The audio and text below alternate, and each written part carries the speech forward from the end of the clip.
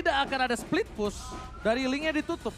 Ya, Karena Link sangat capable. Dan satu lagi, Hai cukup minim untuk menggunakan seorang Fanny. ya. Yang bahkan Fanny Biasanya. cukup bersinar di zaman now. Di season kali ini Betul. ya, bahkan bisa dibilang dengan perubahan yang cukup signifikan juga dengan adanya buff ke arah Fanny. Tapi ngebuang ke arah Yuzong, aku pikir mereka bakal buang ke arah satu buah Martis atau mungkin lebih ke arah Hayabusa juga. Melihat dari seorang Kars yang selalu menjadi tumbal di game yang pertama. Dan dia bahkan ngebuka tanpa ada sebuah alasan yang cukup valid. Ini membuat seorang Kars ini punya value yang tinggi untuk mengorbankan dirinya. Dari lapu-lapu tadi lihat, dia selalu dilempar ke belakang. Dikasih team fight ke arah belakang. Kenapa? Karena Karsnya ini akan menjadi satu buah bait. Karsnya bakal di all in. Dan kalau dia all in pakai seorang Yuzong dengan adanya seorang Cloud, Faramis itu ultimate-nya bakal kelar dengan instan. Faramisnya jadi rugi. Dan dibalikan posisi di punya Valentina udah ada team fight, ada Yuzong, Depan ada belakang jadi Altar salah. lagi. Ini bener-bener Raisa, Serba salah. serba salah. Tapi dari Rebellion mereka tidak akan bermain lapu-lapu di sini. Cukup menarik karena posisi dari Fredrin yang kemungkinan juga bisa berada di area XP lane. Tapi sepertinya Rebellion, kalau memang mereka taruh posisi dari Fredrin berada di XP, junglernya apakah akan diamankan oleh Martis lagi?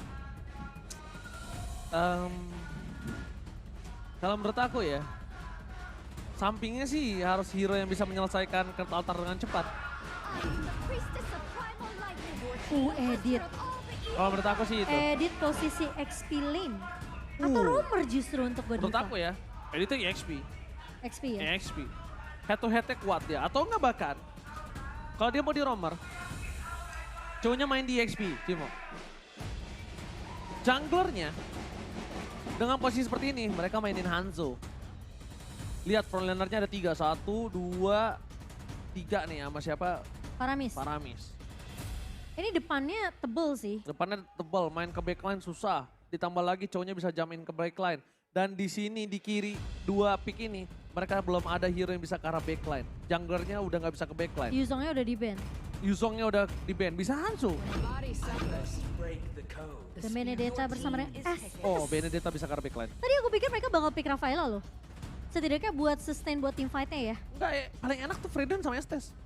Udah tebel iya, Aduh. healingnya nggak habis-habis. Masalahnya ketika Fredrin, Estes, dan Beatrix mereka berkumpul jadi satu tambahin Kurt Altar. Combo-combo combro kalau kata Bremong Star. Ngomong-ngomong combro. Combro ini langsung. Oke, kalau ngomongin dari sisi aura, malah aku merasa edit ini kalau ditaruh di posisi XP Fluffy ya, memang sebenarnya oke. Untuk clear minion sekarang dia udah nambah 300% untuk Dan dia dari segi menang head to head damage-nya. loh lawan Benedetta. Ambil Hanzo enak. Kalau mereka mau. Dia ambil Lunox. Berarti dengan posisi seperti ini, wow, jungler jungler. Lunox. Oke. Menurut aku memang Lunox menjadi satu buah sosok yang cukup bisa mengejutkan.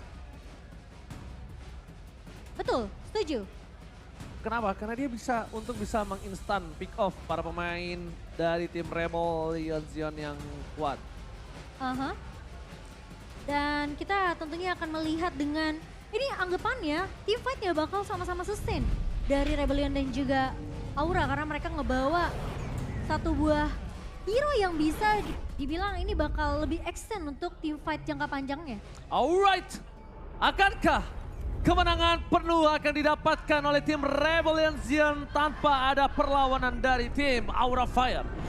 Ataukah Aura Fire yang mungkin apinya baru mau menyala di game yang kedua dengan line up kemenangan mereka yang tidak tergantikan?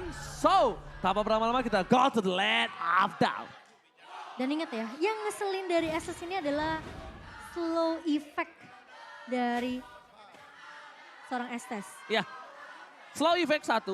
Kedua, gimana caranya? Estes ini tidak terkena crowd control yang dimiliki oleh para pemain dari tim Aura. Tidak terpick up, bermain dengan solid. Kenapa solid? Mereka harus berkumpul bertiga, at least minimal. Gimana caranya Hais dan Fredrin, yaitu Vincent dan juga Wijanarko ini tidak terpisah samsek. Samsek. Oke, tapi di area bawah ternyata dengan ada babysit yang dibawakan oleh Wijanarko ke arah bot lane-nya. Ini ngebuat tentunya dari Godiva harus sibuk fokus ke arah bawah untuk babysit Kabuki juga. Karena kalau dilepas, wah ini bakal jadi bulan-bulanan dari Kabukinya. Ditambah lagi di tengahnya, mereka bisa lihat ini power sama-sama poking loh keduanya. Yep. Dan kalau bisa dibilang, Facehugger sama Swallow ini dari high ground ya, itu dibandingkan masih Swallow sedikit lebih cepat untuk melakukan clear minionnya dibandingkan dari seorang Facehugger dengan dari seorang Faramis. Melihat potensi yang dimiliki dari Aura Fire, tidak ada first blood kali ini, tidak mau terpick off kembali dan untungnya dari tim Aura Fire mereka lebih memilih untuk melakukan sedikit bantuan terhadap seorang Hai yang sulit untuk melakukan junglingnya. Iya, dan potensi dari seorang Valentina bersama dengan Facehugger kalau masalah clear minion, ya bisa dibilang mungkin Valentina dari Swallow sendiri akan lebih unggul di sini. Dan rotasi harusnya masih bisa dibawakan oleh Swallow, mengingat juga dia harus dapat informasi di mana posisi dari seorang Facehugger yang sekarang udah kelihatan di area atas kan. Alright. Pertama nih. Tapi lihat Turtle Game tentunya telah terbuka dengan sangat bebas para pemain dari tim Red Legend. Turtle Game by Samsung Galaxy S23 5G akan coba dilakukan sedikit contest. Godiva berada di garis depan bersama dengan seorang Fluffy. Tapi lihat akan sedikit team fight dan ternyata Retribution is hot point. Vincent di depan sana satu slay by Napoleon. Kertal dikeluarkan, Kertal versus Kertal, tapi Wijanarko berhasil membuat team fight yang sustain. Tapi di sisi sebaliknya terlalu dive in. First blood berhasil didapatkan oleh para pemain dari tim Aura Fire yang udah mulai berapi-api di game yang kedua. Bisa dibilang tim fight yang sempat terpecah karena satu terlalu berfokus ke arah seorang Hai dan satu lagi terlalu berfokus ke arah seorang Godiva. Way of Dragon yang dilepaskan dari Godiva sengaja untuk menjauhkan keberadaan dari pemain-pemain Rebellion Zion di sini. Alright, kali ini lihat udah ada recall tas dan buat kalian semua, jangan lupa dukung tim favoritmu sambil order Grab dengan diskon hingga 26.000. Grab to MPL dan skin di bawah ini sekarang right now. Sekarang right now. Bener gak? Benar, gak salah. Nggak salah dong. Iya. Sekali ngomong sekalian translate. Oh, iya.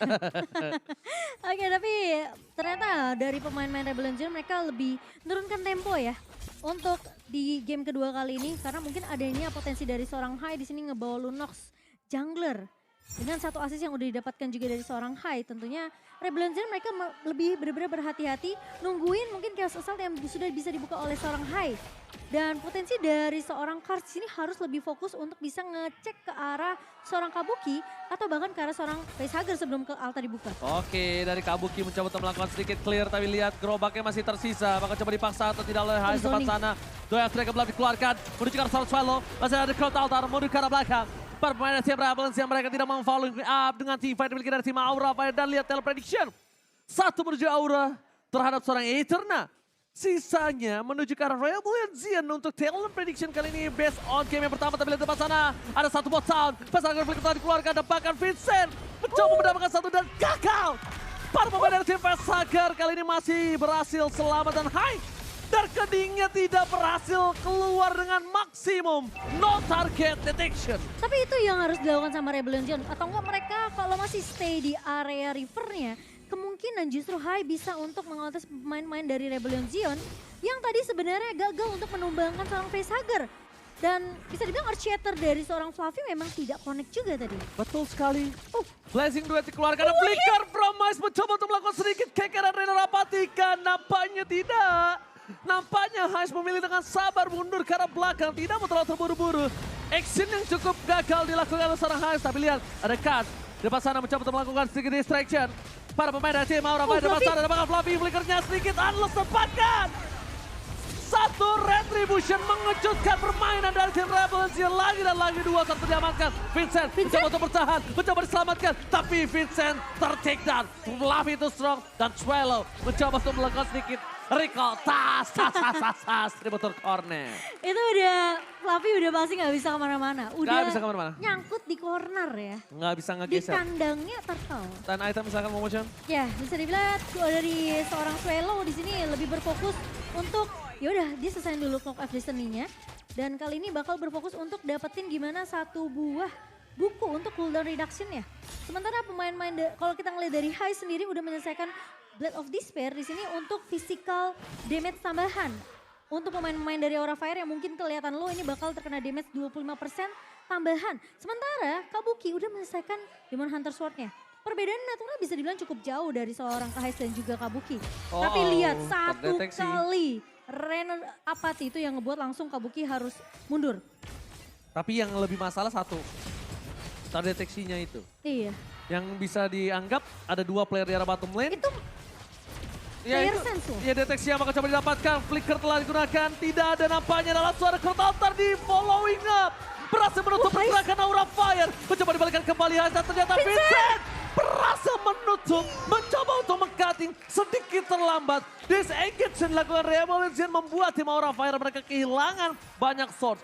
Tapi nampaknya tadi bukan Flicker yang menggunakan Godiva ya. Karena Flickernya masih cooldown ya Momochan ya. Iya. Dia lebih menggunakan ke arah Sumpo juga untuk mundur bersama dengan satu jual jet kundo.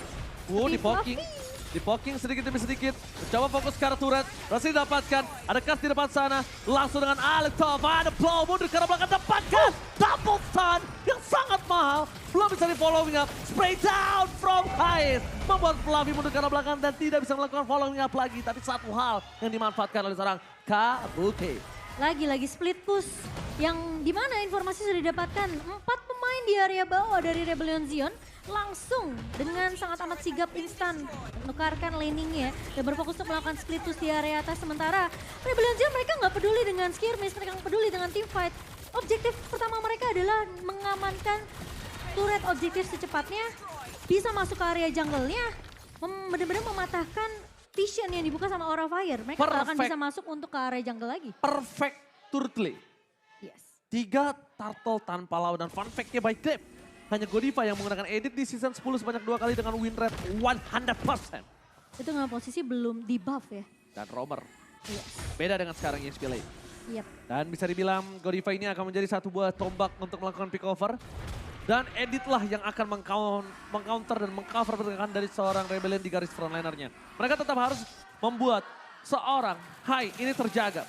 Hai ingat, dia adalah one way ticket team fight. Ya. Tidak ada team fight aman, tidak ada sustain team fight kalau dari rekeningnya tidak maksimal. Tidak berhasil terkena target yang maksimal dan tepat. Dan bahkan fokus ke arah turret menjadi keputusan yang cukup tepat. Vincent di garis depan.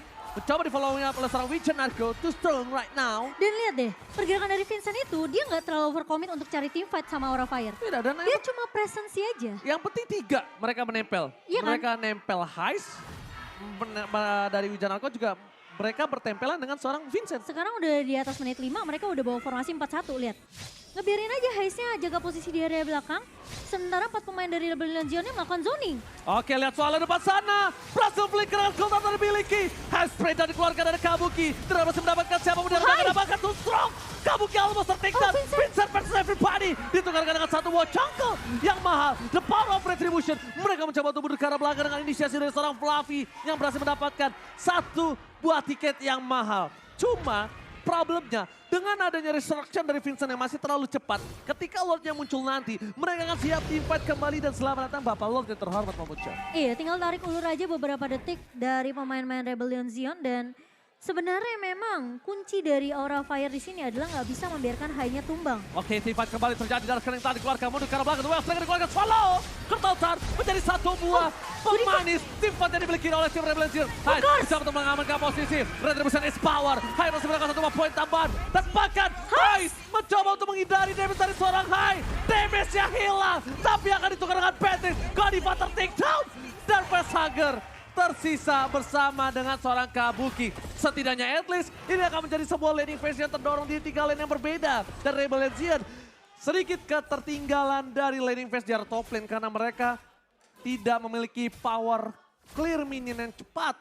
Tidak ada high ground defensive yang kuat. Walaupun masih ada satu buah Benedetta yang baru hidup kembali ke lane of Dawn. Benedetta dari Kars yang fokus untuk dia memeltdown damage dari seorang Kabuki. Dia fokus langsung ke arah backline. Phantom Slash, Alto Final Blow, bikin Kabukinya low sampai Kabuki harus keluar dari team fight pemain-pemain dari Aura Fire dan team fightnya jadi timpang. Rebellion Zion akhirnya mereka langsung menabraknya ke target yang lain yaitu Hai. Dan sadar gak sih Momochan, ketika jawabannya adalah Swallow. Ketika Swallow ini berhasil didapatkan, tidak ada crowd altar tambahan. Itu adalah keputusan yang sangat tepat. Lihat team fight tadi berujung dengan adanya Lord yang mahal. Dengan under kondisi yang dimiliki dari tim Aura Fire, setidaknya dia membayar 2.000 gold utang yang dia miliki. Oke. Oke. Oke. Tapi menurut aku Vincent gak boleh terlalu overcommit juga sih. Dia Asal- benar-benar harus, ini posisi dari Rebel Legion PR-nya cukup banyak. Mereka harus paksain altarnya kepake duluan. Siapa yang masih punya altar itu mungkin bisa menangin team fight-nya. Oke, tapi jujur ya, Kars ini menurut aku benar-benar harus tidak boleh jauh-jauh sih. Kenapa? Posisinya nanti Kars yang akan coba memotong following up team fight yang dibikin dari Aura. Oke. Gimana caranya? Bermain front to back tapi backnya Aura Fire yang memiliki damage itu nggak bisa ngedeliver ke depan. Karena ada Alex Sovano Blow di sananya membocah. Dan seperti ini harusnya dibuka nanti. Terlalu terburu-buru, tiba terjadi. Keltata bersama dengan Wah. satu buah heal yang sangat instan. Hai! Spreader dikeluarkan bersama dengan Gaboke. Gaboke berhasil mentengok ke arah backline. Damage yang dikeluarkan. 3 heal. Ini bencana untuk tim Aura Fire. Terlalu terburu-buru ngebuka Electro Final Blow di posisi turret yang masih berdiri. Kars tidak boleh membuka seperti itu. Dengan under kondisi yang mereka miliki, lihat Aura Fire langsung memanfaatkan keuntungan yang mereka miliki dengan maksimal. Tidak ada crowd altar untuk tim Rebel Legion dan bahkan duel Godiva. trigger-nya di cancel. Begitu saja Godiva tertik dan Kars mencoba menyelamatkan dirinya dan berhasil. Tapi ingat Wijanarko kali ini tidak ada heal tambahan untuk para pemain tim Rebel Legion lainnya. Setidaknya ada pertukaran di mana satu pemain berhasil ditahan, ditumbangkan. Godiva yang duel triggernya sempat di-cancel. Dan ini yang ngebuat tentunya Godiva, meskipun sudah melakukan sedikit surprise inisiasi ya dengan flickernya. Kalau kita nggak bakal ngelihat instant replay presented by Samsung, ini bisa dibilang kayak terlalu terburu-buru karena posisi turret di sini masih terbuka, masih ada ke altar, dan di mana Hai masih punya Brilliant of Order. Sehingga ketika dia bisa kabur dari damage yang diberikan dari Rebel Legion, langsung diganti ke mode Chaos Assault, Darkening-nya. Langsung connect ke arah pemain-pemain Rebel Legion yang dimana dari Swallow udah ngebuka ke altar, Wijanarko udah buka dari healing-nya. Jadi bisa dibilang Blazing of Moon Goddess-nya ini udah kepake duluan. Semua pemain-pemain dari Rebel Legion mereka gak punya damage tambahan dan Heist menjadi orang pertama yang tumbang. Sehingga gak punya damage tambahan, Kabuki selalu ngebuka dengan satu buah Blazing Duet tanpa bisa dikira-kira oleh pemain Rebel Legion. Oke, kartu altar telah dibuka. Ini menjadi cukup berbahaya. Fokus ke arah Heist. Harus ditumbangkan dengan cukup instan, Vincent. Gak bisa menyelamatkan damage yang diberikan para pemain dari tim Aura Fire. Mereka fokus menuju ke arah seorang Heist. Tapi di sisi arah top lane, permainan Rebel Legion mencoba untuk mendorong sedikit minion yang mereka miliki. 2000 gold keuntungan Rebellion dibayar lunas dan langsung di-owning oleh Aura dari different gold yang mereka miliki. Iya, sekarang 2000-nya pindah nih ke sisi lain ya. Kalau tadi mungkin Rebel Legion mereka lebih unggul 2400, namun sekarang Aura Fire menyentuh angka di 3000 di menit ke-13 kali ini dan bahkan Lord-nya berjalan menuju ke area mid lane yang dimana Kabuki sekarang udah damage-nya udah paling tinggi. Damage deal by Axe yang dimana PR lagi untuk pemain-pemain Rebellion. Kalau mereka mungkin fokusnya ke arah facehugger harus ngebuka ke altar, tapi sekarang ingat PR mereka adalah mereka harus siap dengan inisiasi yang bisa dibuka oleh seorang Kabuki dengan satu buah Blazing Duet yang bisa muncul Oke, kapanpun. Kars lagi-lagi terperangkap, tidak bisa diselamatkan, mundur ke arah belakang. Aura Fire mencoba untuk mendobrak para pemain dari tim Rebel Legion. Power dari Kars tidak bisa dibendung kembali. Hai, terkena damage cukup besar.